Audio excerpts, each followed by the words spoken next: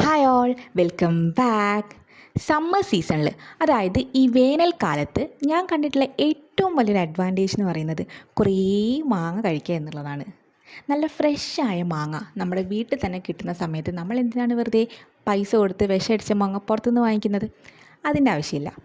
എൻ്റെ വീട്ടിൽ 2 മാവാണുള്ളത്. അപ്പം ഇന്നത്തെ വീഡിയോ മാങ്ങ പറിക്കലും പഴുപ്പിക്കാൻ വെക്കലും ആയാലോ. മാവിന് അത്യാവശ്യം ഹൈറ്റ് ഉള്ളത് കൊണ്ട് ഞങ്ങൾ ടെറസിൻ്റെ മുകളിൽ കയറിയിട്ടാണ് മാങ്ങ പറിക്കുന്നത്. എൻ്റെയൊക്കെ ചെറുപ്പകാലത്ത് മാങ്ങ പറിക്കാൻ വേണ്ടിയിട്ട് മുളേൻ്റെ കൊക്ക അല്ലെങ്കിൽ അത്ര തന്നെ നീളമുള്ള മരത്തിൻ്റെ കൊമ്പോ വിറകോ ഒക്കെയായിരുന്നു ഉപയോഗിച്ചിട്ടുണ്ടായിരുന്നത്. ഇന്നിപ്പോൾ മോസ്റ്റ് മോഡേൺ കൊക്കകൾ വരെ അവൈലബിൾ ആണ്. അപ്പം ഞാനും അച്ഛനും ഉണ്ട്. ഞങ്ങളെ സഹായിക്കാൻ വേണ്ടിയിട്ട് നമ്മുടെ പിള്ളേർ സെറ്റ് ഉണ്ട്. അവരാണ് ഈ മാങ്ങകളൊക്കെ പെറുക്കി ബക്കറ്റിലിട്ട് വെക്കുന്നത്. ടെറസിൻ്റെ മുകളിലായിട്ട് തന്നെ ഞാൻ വളരെ കഷ്ടപ്പെട്ട് ഏന്തി വലിഞ്ഞിട്ടാണ് മാങ്ങ പറിക്കുന്നത്. ഈ നവംബർ മുതൽ ഫെബ്രുവരി വരെയുള്ള സമയത്താണ് മാവെല്ലാം പൂക്കുന്നത്. മാർച്ചിലാകുമ്പോഴത്തേക്ക് നിറയെ മാങ്ങകളായി. ഏപ്രിൽ മെയ് സമയത്താണ് നമ്മൾ ഈ മാങ്ങകളൊക്കെ പറിക്കുന്നതും പഴുപ്പിക്കാൻ വെക്കുന്നതും. അപ്പം ഇന്ന് തന്നെ എല്ലാ മാങ്ങകളും പറിക്കില്ല. മൂത്ത മാങ്ങകൾ നോക്കിയിട്ട് ആണ് ഇന്ന് പറിക്കുക. അതായത് നല്ല വലിപ്പം വെച്ച മാങ്ങകൾ, അത് നമ്മളിന്ന് പഴുപ്പിക്കാൻ വെക്കും.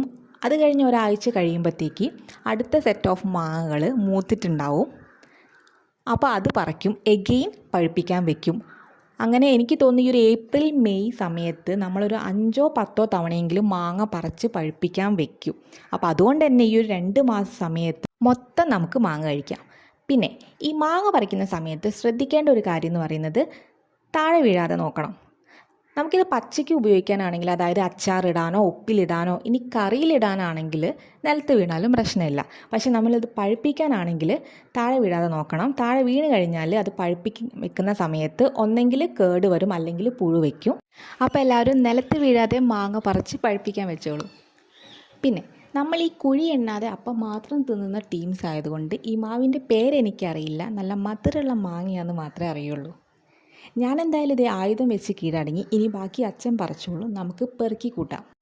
അങ്ങനെ ഇന്നത്തെ നമ്മുടെ ഈ മാങ്ങ പറക്കൽ എപ്പിസോഡ് ഇവിടെ വൈൻഡപ്പ് ചെയ്യുകയാണ്. ഇനി ഈ പറിച്ച മാങ്ങകളെല്ലാം നമുക്ക് പഴുപ്പിക്കാൻ വെക്കണം. അത് ഞാനൊരു സെപ്പറേറ്റ് വീഡിയോ തന്നെ ചെയ്യുന്നതാണ്. അപ്പോൾ എല്ലാവരും stay tuned. Thank you for watching.